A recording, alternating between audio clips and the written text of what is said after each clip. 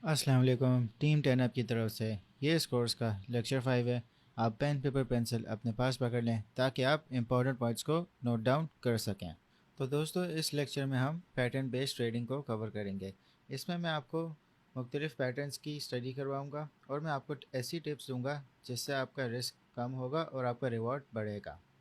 तो दोस्तों, जैसा आप देख सकते हो कि यहाँ पे मुख्तलिफ़ पैटर्न्स हैं, जैसे head and shoulders, rectangles, channels, flags, pennants, symmetrical triangle, ascending triangle, descending triangle, wedge continuation, wedge reversal, double top, double bottom, triple top, triple bottom.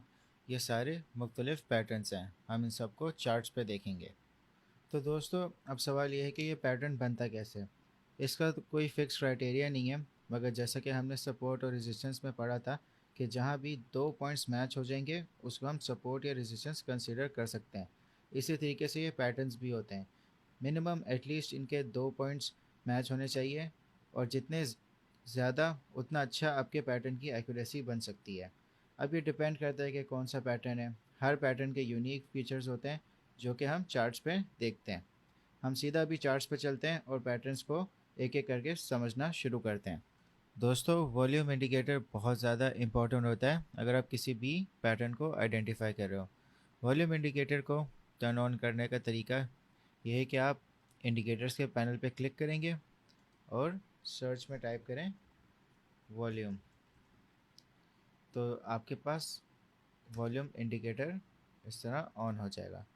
तो दोस्तों, ये आपका वॉल्यूम इंडिकेटर है। बाय डिफ़ॉल्ट आपका ट्रेडिंग व्यू में ये आपको active मिलेगा, और फ्री वर्जन में आप इसके साथ तीन और इंडिकेटर्स यूज़ कर सकते हो। तो आप जब भी कोई पैटर्न आइडेंटिफाई करो तो आप वॉल्यूम ज़रूर देखो। तो दोस्तों, आपने इन वॉल्यूम बार्स को कैसे रीड करना है। वॉल्यूम का मतलब होता है टोटल बाइंग और टोटल सेलिंग, कि कितनी ज़्यादा मार्केट में लोगों ने पार्टिसिपेशन की है बाइंग और सेलिंग में। जो वॉल्यूम का अच्छा टाइम फ्रेम आपने देखना है वो है 1 आवर, 4 आवर और डे। ये टाइम फ्रेम्स आपके बेस्ट हैं आपको वॉल्यूम बताने के लिए कि पार्टिसिपेशन किस तरह हो रही है लोगों की। तो दोस्तों, आपने इन बार्स में कंफ्यूज नहीं होना। ये जो बार्स हैं ये आपको टोटल बाइंग और सेलिंग बता रहे हैं। जैसा कि आप देख सकते हो कि ये वाली कैंडल है और इसमें जो इसका बार है वो कितना ज़्यादा बड़ा है, क्योंकि इसमें सेलिंग भी हुई है और बाइंग भी एक साथ हुई है। मगर आप अगर ये वाली आप प्राइस एक्शन देखो कि इसमें कितना एक अपवर्ड मूवमेंट आया है, मगर आप इसका वॉल्यूम देखो कि इसका वॉल्यूम इस प्रीवियस कैंडल से कितना कम था। तो इसका मतलब है कि यहाँ पे ज़्यादातर बाइंग हुई है, सेलिंग बहुत ही कम हुई है या ना होने के बराबर हुई है।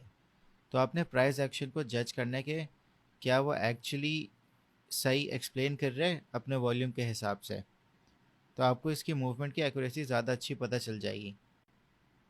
तो दोस्तों, जैसा आप देख सकते हो कि इस एग्जांपल में ये रेजिस्टेंस है, ये सपोर्ट है।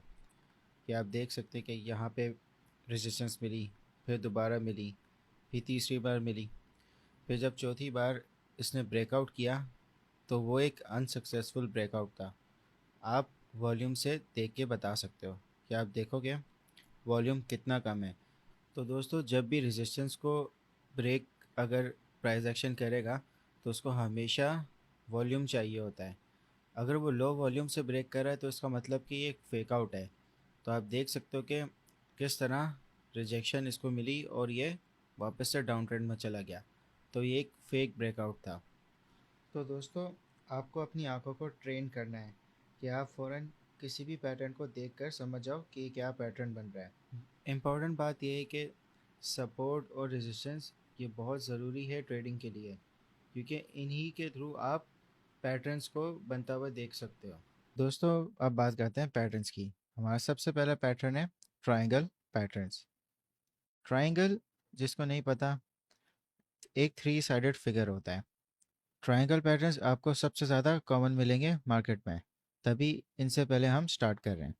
ट्रायंगल पैटर्न आपको इस तरह नहीं नज़र आएगा, आपको इस तरह नज़र आएगा।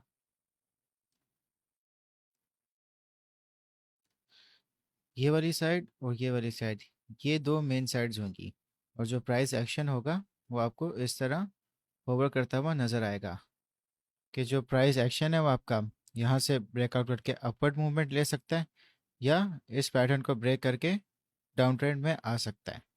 तो दोस्तों, ट्रायंगल पैटर्न्स तीन टाइप के होते हैं। पहला जो सिमेट्रिकल ट्रायंगल होता है, उसमें जो प्राइस एक्शन है आपको एक सेम मूवमेंट में आपको नज़र आ रहा होता है। और जो असेंडिंग ट्रायंगल है उसमें जो प्राइस होता है वो आपको अपवर्ड मूवमेंट में नज़र आएगा।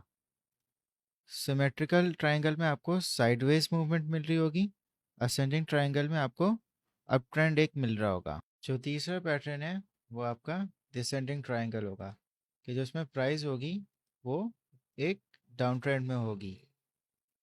अब जो पैटर्न्स की जो सक्सेस रेट होता है वो 85% होता है और 15% फेलियर रेट होता है। तो एक बहुत हाई चांस है कि आपकी ट्रेड इसमें अच्छी जा सकती है। अब मैं आपको बताता हूँ कि ट्रायंगल पैटर्न्स में आप लॉटरी कैसे जीत सकते हो।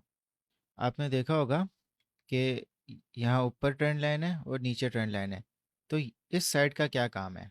ये साइड आपने वैसे बनानी नहीं होती, आपने सिर्फ ये वाली ट्रेंड लाइन और नीचे वाली ट्रेंड लाइन, ये दो ट्रेंड लाइन्स आपने बनानी होती हैं। तो जो लॉटरी पॉइंट है वो इनके बीच की हाइट है, ये वाली हाइट इनका लॉटरी पॉइंट है।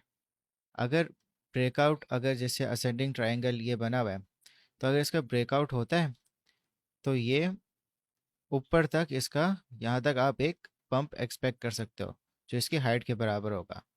और अगर इसका डाउन ट्रेंड में ब्रेकआउट होता है तो इसी तरह जो इसकी हाइट है उस हिसाब से जो प्राइस होगा वो नीचे जाएगा। तो आप ब्रेकआउट्स पे बहुत अच्छी ट्रेड कर सकते हो और एक अच्छा प्रॉफिट बना सकते हो। अब दोस्तों, अब हम डायरेक्ट प्राइस एक्शन पे जाते हैं और ट्रायंगल पैटर्न को बनाते हैं, और मैं आपको लॉटरी पॉइंट भी दिखाता हूँ कि ये कितना कामयाब है। जैसा कि दोस्तों आप देख सकते हो, ये बिटकॉइन का 4 आवर चार्ट है और इसमें हम ट्रायंगल पैटर्न बनाते हैं। हमने पहले सपोर्ट लाइन बनानी है। अगर आप देखो कि जो सपोर्ट है प्राइस को एक बार यहाँ मिली, फिर दूसरी बार यहाँ मिली, फिर तीसरी बार यहाँ मिली, फिर फोर्थ टाइम भी यहाँ मिली, ये इसकी सपोर्ट ट्रेंड लाइन बन गई। अब इसकी रेजिस्टेंस ट्रेंड लाइन बनाते हैं। जो रेजिस्टेंस है वो इसको यहाँ मिल रही है और फिर दोबारा यहाँ मिल रही है। तो हम एक ट्रेंड लाइन बनाते हैं जो इनकी विक्स को टच कर रही है। तो अपनी ट्रेंड लाइन को कंफर्म करने के लिए सपोर्ट और रेजिस्टेंस लाइंस भी बना लो। तो हमने यहाँ पे रेजिस्टेंस लाइन बनाई है, तो ये हमारी रेजिस्टेंस लाइन बन गई जो हम हॉरिजॉन्टल लाइन के थ्रू बनाते थे। तो आप देखोगे यहाँ पे प्राइस अपवर्ड पुश हुआ एक बार, फिर दूसरी बार, फिर यहाँ तीसरी बार। तो ये इसकी एक रेजिस्टेंस लाइन इस तरह बन गई। तो जो आपकी ट्रेंड लाइन भी बनी है वो बिल्कुल ठीक बनी है रेजिस्टेंस लाइन के हिसाब से। इसी तरह आप इसकी सपोर्ट लाइन भी कंफर्म कर लो। तो इसको ज़्यादातर सपोर्ट यहाँ मिली है। अब दोस्तों, जैसा कि मैंने आपको बताया था लॉटरी पॉइंट, तो हम अपना लॉटरी पॉइंट भी कंफर्म कर लेते हैं। यह आपकी हाइट होगी, और अगर आप चार्ट्स में देखें तो जहाँ इसका ब्रेकआउट हुआ है यहाँ से, वहीं एग्जैक्टली इसकी इतनी प्राइस मूवमेंट हुई है। तो आपको एक बहुत अच्छा प्रॉफिट ब्रेकआउट्स पे बन सकता है। ज़रूरी नहीं है कि आपने पूरा लॉटरी पॉइंट अवेल करना है। आप अपनी रिस्क मैनेजमेंट के हिसाब से, अगर आपको 50% भी आपको सही लग रहा है तो आप वहाँ पे भी एग्जिट कर लो। मगर एक ज़्यादातर एक रूल है ट्रायंगल पैटर्न्स का, कि जो उनकी हाइट होती है वो उतना ही उनका ब्रेकआउट होता है। तो दोस्तों, जैसा कि एक डाउन ट्रेंड चल रहा था, यहाँ पे आपको एक साइडवेज मूवमेंट मिल रही है ट्रायंगल में। मगर आप जब भी ट्रायंगल बनाओ तो एक प्रीवियस ट्रेंड भी देख लो, और आप वॉल्यूम का इंडिकेटर भी लाजमी आप इस्तेमाल करो, ताकि आप देख सको कि प्राइस एक्शन में क्या एक्चुअल मूवमेंट हो रही है। अब जैसा कि आप वॉल्यूम को देखते हुए जो प्राइस एक्शन देख रहे हो, यहाँ पे इसकी एक पॉसिबल ब्रेकआउट का था, मगर आप वॉल्यूम तो देखो कि इसकी एक वॉल्यूम नहीं थी, तो ये फिर से वापस रिजेक्ट हो गया।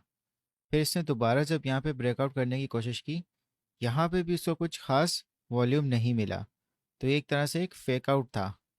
तो आप समझ जाना चाहिए आपको कि वॉल्यूम जब नहीं है और एक तरह से वैसे ही डाउन ट्रेंड चल रहा था, तो इसने मोस्ट लाइकली नीचे की तरफ ब्रेकआउट इसने हो जाना था। तो आप अपना जो शॉर्ट की पोजीशन है आप यहाँ खोल सकते थे। तो आपने प्राइस एक्शन, वॉल्यूम और प्रीवियस ट्रेंड, इन सबको देखते हुए अपनी आपने ट्रेड करनी है। अब दोस्तों एक और पैटर्न देख लेते हैं, तो ताकि आपको और बेहतर समझ आ जाए। तो दोस्तों ये USD JPY का चार्ट है। आप देख सकते हैं कि यहाँ पे एक असेंडिंग ट्रायंगल बन रहा है। अब ज़रूरी नहीं है कि आपने जो इसकी जो अपर ट्रेंड लाइन है उसको आपने नीचे वाली ट्रेंड लाइन की तरह इस तरह बनाना है। आप उसको हॉरिजॉन्टल लाइन बना सकते हैं जो रेजिस्टेंस लाइन होती है। तो आप देख सकते हैं कि यहाँ पे एक जो प्राइस एक्शन है उसने एक अपवर्ड मूवमेंट लिया है, और जो इसका ब्रेकआउट था वो आप देख सकते हैं कि एग्जैक्टली इसकी हाइट के बराबर था। ज़रूरी नहीं है कि इसकी हाइट के बराबर ही होगा हमेशा, मगर ज़्यादा चांसेस होते हैं कि जो ट्रायंगल हाइट है उस हिसाब से ही ब्रेकआउट होए। देख सकते हैं कि कितनी बार ट्रायंगल ने से प्राइस ब्रेकआउट में आई, फिर रिजेक्शन मिली, फिर ब्रेकआउट में आई, फिर रिजेक्शन हुई और सपोर्ट उसने ले ली ट्रेंड लाइन की, फिर दोबारा इसने फिर फाइनली ब्रेकआउट कर लिया था यहाँ पे। दोस्तों आपको सबसे ज़्यादा इम्पोर्टेंट है कि आप प्राइस एक्शन की साइकोलॉजी समझे जो ट्रायंगल में हो रही है, और अपना जो स्टॉप लॉस है, टेक प्रॉफिट, वो सपोर्ट और रेजिस्टेंस लेवल्स के हिसाब से लगाएं। तो दोस्तों अभी के लिए हमने सारे ट्रायंगल पैटर्न्स को कवर कर लिया है। नेक्स्ट वीडियो में हम और पैटर्न्स को कवर करेंगे। मैं आपको अब टास्क दे रहा हूँ, आप फॉरेक्स, स्टॉक या क्रिप्टो, आपको जो सिंबल समझ आ रहा है उसमें आप 3 ट्रायंगल चार्ट्स बना लें और उनके ब्रेकआउट जोन्स भी आइडेंटिफाई कर लें।